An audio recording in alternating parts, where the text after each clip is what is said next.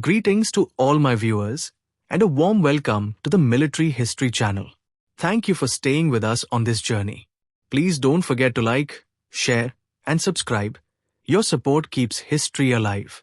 In our last part, we witnessed the collapse at Sangdhar. Brave soldiers fighting against impossible odds, commanders wounded, and entire companies wiped out in the Valley of Death. Now, the story moves forward. The retreat has begun. Today, we enter Chapter 7, Part 2, Fall Back on Tawang. A desperate withdrawal through mountains and forests, where survival itself became a battle. So, without further delay, let's continue our journey into this tragic and heroic chapter of 1962. On the evening of 19th October, tempers flared inside the Zimithang headquarters.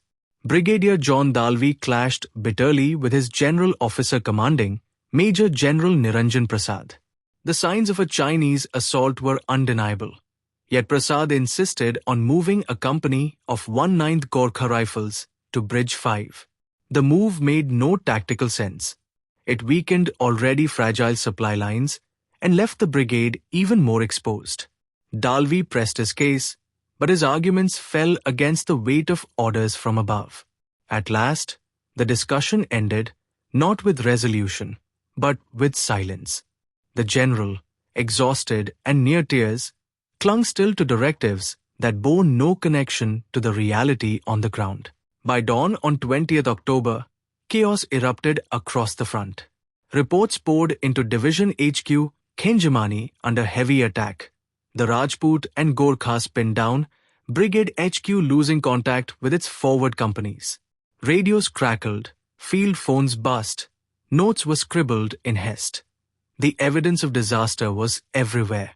And yet, inside the headquarters, disbelief prevailed. Maj Gen Niranjan Prasad refused to accept the scale of what was unfolding. No withdrawal orders were issued.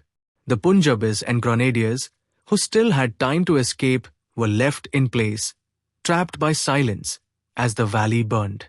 At the very moment his brigade cried out for orders, General Niranjan Prasad chose a different path. Instead of commanding a withdrawal, he prepared to fly toward Sangdhar in a light Bell helicopter. But at the last moment, he stepped aside. The mission fell instead to Maj Ram Singh and Squadron Leader Vinod Sehgal. Strapping a heavy wireless set to the frame, they lifted off into the mist. The little helicopter vanished into the valley and was never seen again. Neither man would return. Hours slipped away in paralysis. At last, orders reached the Grenadiers and Punjabis still holding bridges 1 and 2 withdraw. But by then, it was already too late. As they abandoned their trenches, Chinese mortars found their range. Explosions ripped through the retreat, sowing chaos and confusion. Meanwhile, the skies offered no salvation. A second rescue attempt by Squadron Leader A.S. Williams ended in flames. His helicopter, riddled with bullets, crashed near Borkungthang. In one morning, both ground and air lifelines had been severed. The brigade was now fighting blind. By midday, Division HQ at Zimithang had descended into chaos. 7 Brigade was no longer a fighting force. It had disintegrated. The GOC had lost his helicopters, his units were collapsing in the valley. And yet his grasp of the situation remained paralyzed. Intelligence reports flooded in. Even IB operatives inside HQ relayed that Khenjamani, Dhola, Sangdhar had all been overrun. Delhi knew the truth more clearly than the man on the ground.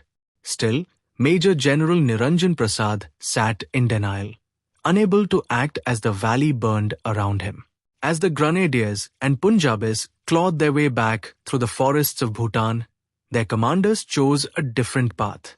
Lieutenant Colonel Harihar Singh of 4 Grenadiers and Lieutenant Colonel Mishra of 9 Punjab abandoned their battalions and fled for safety. The soldiers trudged on, leaderless, through hunger and fire. They would not see their commanding officers again until 3 weeks later in the plains of Bihar. By then, the valley had already claimed its dead. Tawang, once declared a vital stronghold, now stood dangerously exposed. Perched on a sloping plateau beneath the ancient monastery, it was the beating heart of India's eastern defences. But the fortress had cracks. From the north, the enemy could pour across Bumla. From the east, Mukdang-la offered another approach. And from the west, the track from Zimithang lay wide open. 3 roads converged on one prize, Tawang. And for the soldiers digging in with rusted barbed wire, mule trains, and a handful of old mountain guns, the question was no longer if the attack would come, but when. At Bumla, the first shield of Tawang was raised. The Assam Rifles and 1 Sikh, under Lieutenant Colonel B.N. Mehta, manned the heights.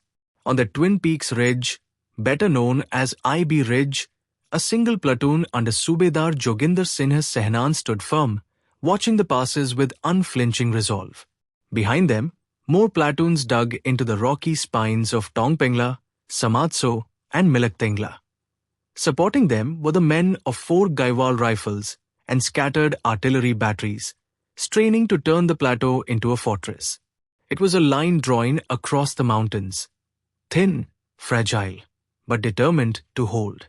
From the ridges at Bumla, the Chinese could be seen in plain sight, massing in the open, their columns stretching across the plateau. So confident were they of their superiority that, under the gaze of Indian binoculars, they even held morning PT drills. Young Indian officers clenched their fists in helpless rage. The opportunity was there. Hundreds could have been struck down in a single artillery strike. But orders from above remained unchanged. Do not provoke the Chinese. As 2nd Lieutenant Darshan Khullar later wrote, if only our artillery had engaged them, they could have been killed in their hundreds. While soldiers braced themselves on the ridgelines, chaos reigned at the top. Major General Niranjan Prasad staggered back to Tawang, only to be accused of cowardice by his superior, Lieutenant General Bogi Sen. The higher command was fractured, divided, paralyzed, and at times disinterested. Vital decisions were delayed, orders contradicted, and confusion spread like frost across the brigade. Once again, it was the men in the trenches, cold, hungry, and outnumbered, who would pay the price for failures far above them. On 22nd October, the debate turned bitter. Should Tawang be defended or abandoned? At the forward HQ, Major General Niranjan Prasad pleaded for a withdrawal across the Tawang Chu to Geyshe-la. But Lieutenant General Bogi Sen demanded the fortress be held at all costs. Far away in Delhi, Brigadier D.K. Palit, the new director of military operations, sent his own warning. Defending Tawang would only end in another Nam Ka Chu. Yet, once again, no decision came. Debate raged, but action froze. And as commanders argued, the soldiers in the trenches waited, blind to the fate that others would choose for them. At 5 a.m. on 23rd October, the silence of the mountains was shattered. 3 red flares tore across the night sky above Bumla, casting an airy glow over the ridges. Seconds later, the valley thundered with fire. Chinese mortars and reckless rifles roared to life, their shells smashing into stone sangars, tearing apart the defenses. On IB Ridge, Indian soldiers gripped their rifles, eyes fixed on the shadows ahead. The battle for Bumla had begun, and with it, the fate of Tawang itself now hung in the balance. And with this, we come to the end of this part of our story. The stage has been set, the battle for Bumla has begun, and the fate of Tawang now hangs in the balance.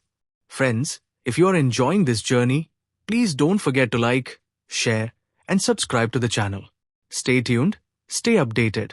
And if you'd like the PDF of our notes, feel free to call on the number shown on the screen. Until we meet again in the next part. Jai Hind.